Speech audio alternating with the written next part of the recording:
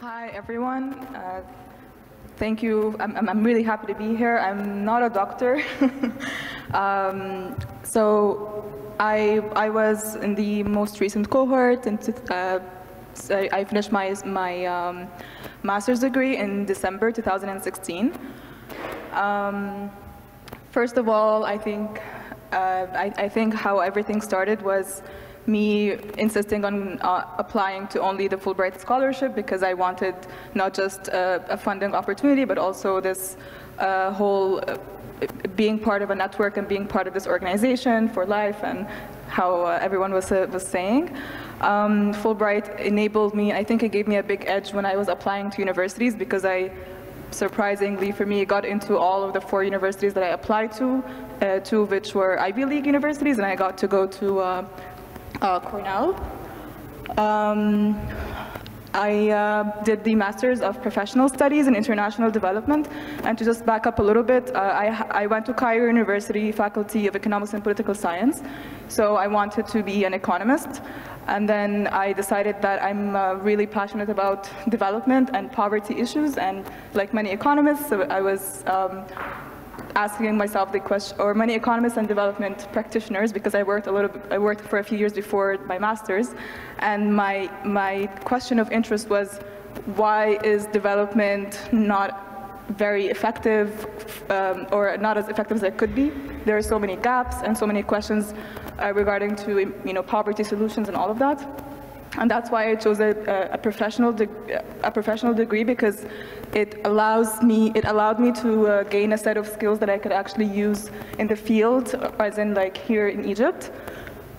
And yeah, this program was very interesting because it was, and challenging because it was 100% flexible. So from day one, I could study anything and everything, which was overwhelming, but I managed to choose. These are some of the courses that I took. So focusing on economics and applied statistics, and I think I was able to sort of work on my overall question of development effectiveness through these different courses. For instance, like evaluation. How do we assess what we're doing? How do we measure the impact? And how do you use rigorous methods for evaluation?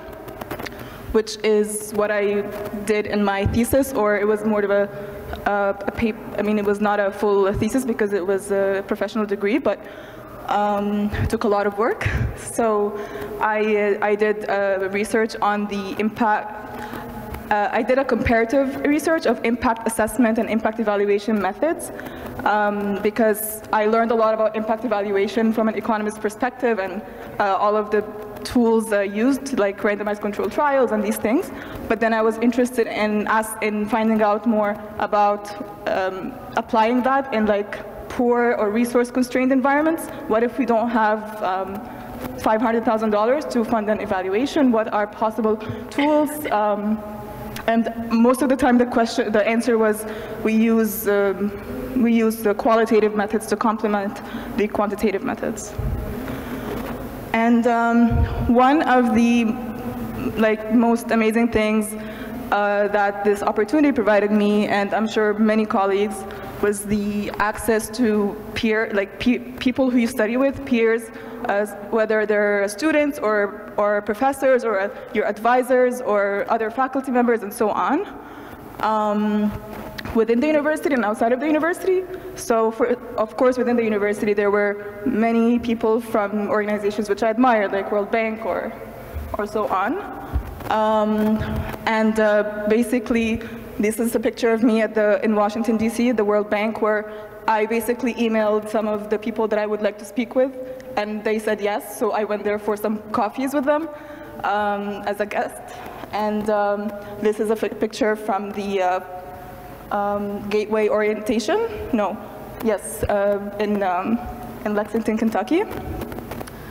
And just quickly, because I wanted to get some practical experience, so I managed to do a summer internship at Economist International, and a post-degree academic training for 4 months at this organization, which is very small, but I got to learn a lot. And basically, I am definitely figuring out what I should be doing right now. I'm working with the ILO as a monitoring and evaluation officer. I think what I would like to do is maintain this this interest in research and using what I'm learning and I'm doing as a development practitioner, and not just to keep it there on a practice level, but bridge it to research and writing papers, and even if it's they're less academic papers and more like policy-oriented papers.